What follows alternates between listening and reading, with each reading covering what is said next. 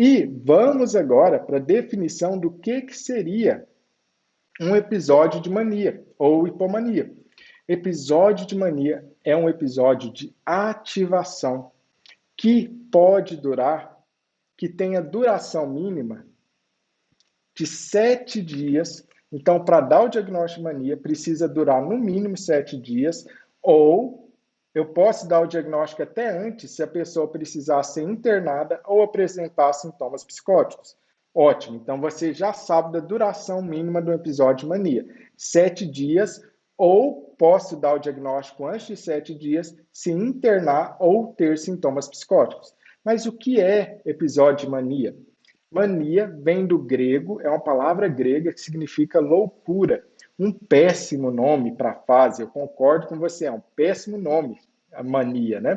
Mas ficou pela tradição, desde a época dos gregos que se fala dessa maneira como mania, por isso ficou dessa maneira, tá bom? Não vamos brigar por conta disso com os gregos, né?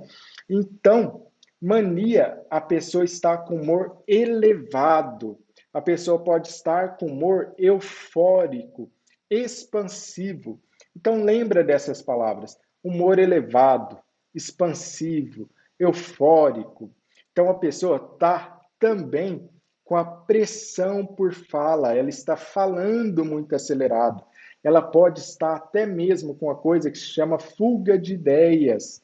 O que é fuga de ideias? O pensamento está extremamente rápido, pulando de um assunto para outro sem parar. O pensamento começa em uma ideia, pula para outra ideia, que pula para outra sem terminar nenhuma das ideias. Isso se chama fuga de ideias. E é óbvio, se o meu pensamento está acelerado, a pessoa também vai estar falando muito, vai estar falando acelerado, falando pelos cotovelos, como diz aqui em Minas, né? Não sei se tem outros estados aí do Brasil que fala dessa maneira, mas aqui a gente fala, nossa, esse menino está falando pelos cotovelos, não tem jeito, vai. Aqui a gente fala assim, né? Então, essa pressão por fala, a fala acelerada, o pensamento acelerado, o humor para cima, eufórico, expansivo, elevado, caracterizam um episódio de mania. Mas tem mais. A pessoa, durante o episódio de mania, ela estará mais impulsiva. E esse impulso pode ter como alvo algo que traz consequências potencialmente dolorosas. Então, vem de novo comigo. Aumento de energia, aumento de atividades com potencial de consequências dolorosas para o indivíduo. O que são essas atividades? Pensa comigo. Quais são essas atividades que você pode fazer na sua vida e elas podem até ser prazerosas no curto prazo, mas têm potencial para consequências muito dolorosas?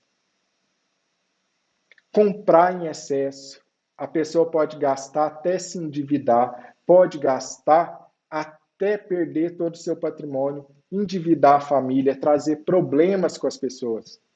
A pessoa pode ter direção perigosa, acelera carro, acelera moto, ganha multa, se envolve em acidente de carro. A pessoa pode fazer sexo desprotegido. Ela pode se colocar em situações de risco.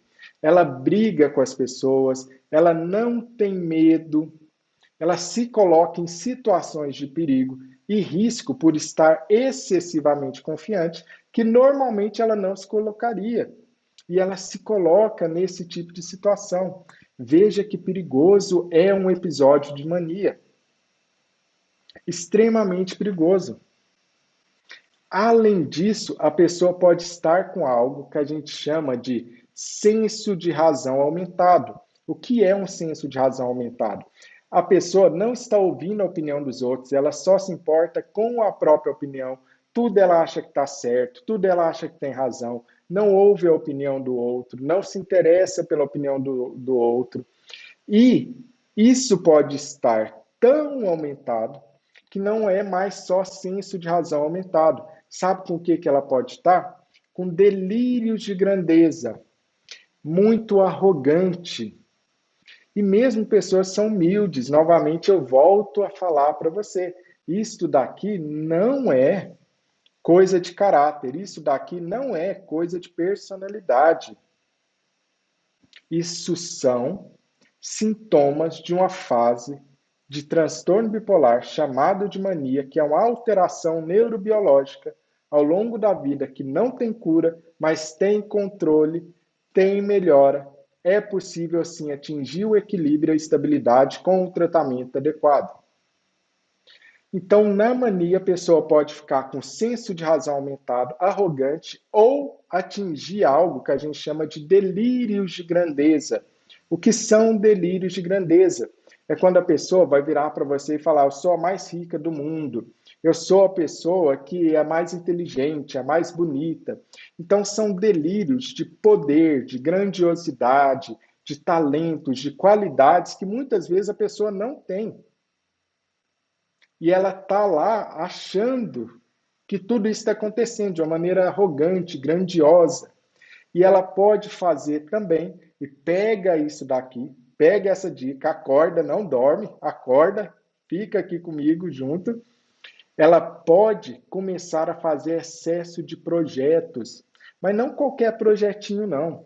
Ela não pensa, eu vou abrir uma barraca de cachorro-quente. Não.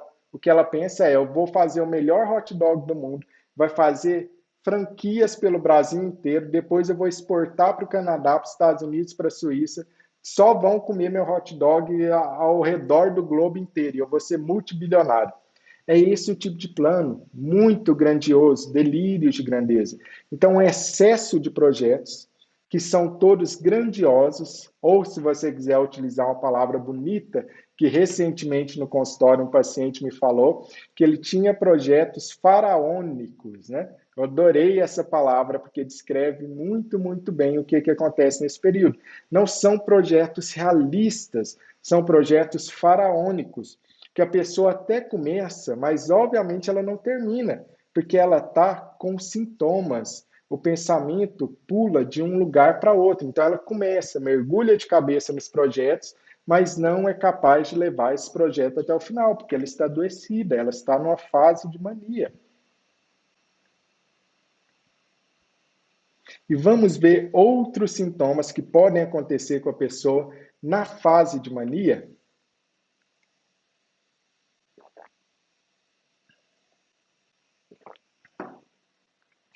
Vamos lá. Na fase de mania, a pessoa pode ter outra coisa importantíssima.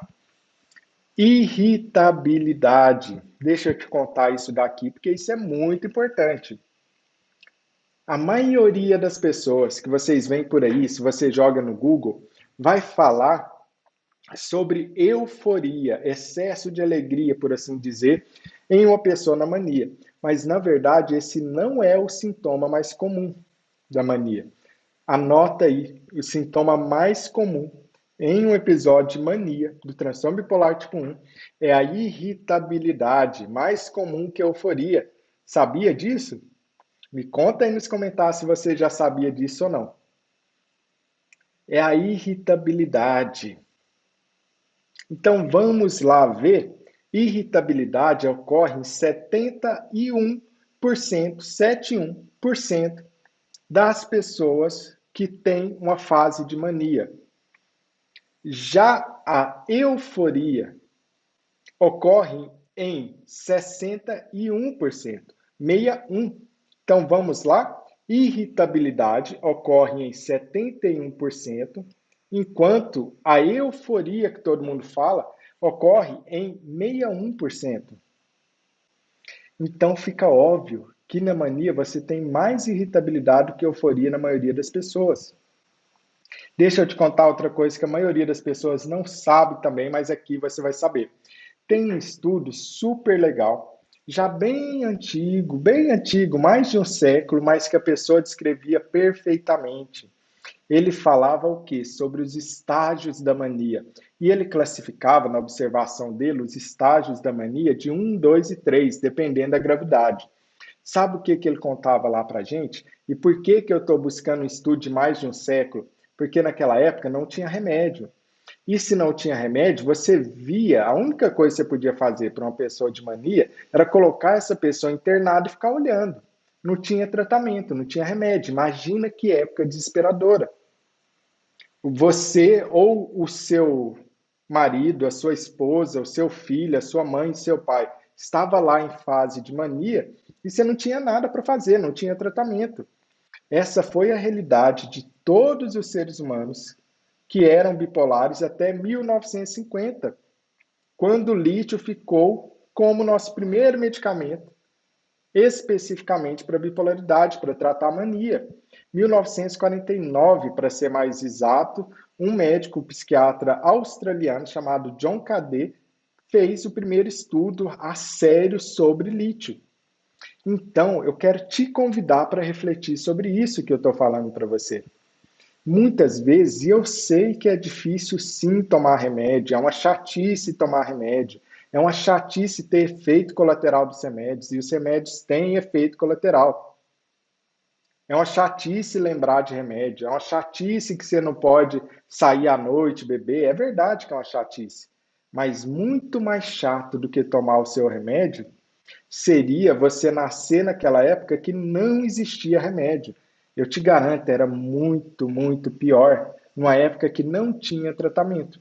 Então, compensa muitas vezes jogar a luz sobre o foco positivo, de entender que é sim, e eu entendo que é complicado tomar o remédio e os efeitos colaterais do remédio, mas pior seria se não tivesse isso, porque aí não teria tratamento adequado. A única opção que restaria era o sofrimento, como acontecia antes de 1950. Então, vale a pena fazer uma reflexão e agradecer pela evolução que ocorreu pela humanidade, por vários cientistas trabalhando nessa área, nesse campo, que agora a gente tem tratamento. Bipolaridade passou de algo incurável sem tratamento para algo que não tem cura, mas tem tratamento, tem controle. E antigamente, quando eles observavam essas pessoas em episódio de mania sem tratamento farmacológico, medicamentoso, o que é que eles observavam? Eles observavam que a pessoa começava na euforia, na alegria, e depois ia para irritabilidade, disforia seria a palavra correta. Então, a mania, só no começo ela é eufórica, logo ela desanda para o lado da irritabilidade, hostilidade, agressividade. Então, esquece essa ideia de que mania é oba-oba, é alegria, é empolgação. Não é verdade. A maioria das pessoas com mania tem um intenso sofrimento e causam, sem querer e não por culpa própria, sofrimento nos outros ao seu redor, porque a mania só começa com euforia e expansividade, mas logo, logo ela cai para irritabilidade, disforia, dificuldade em realizar suas atividades.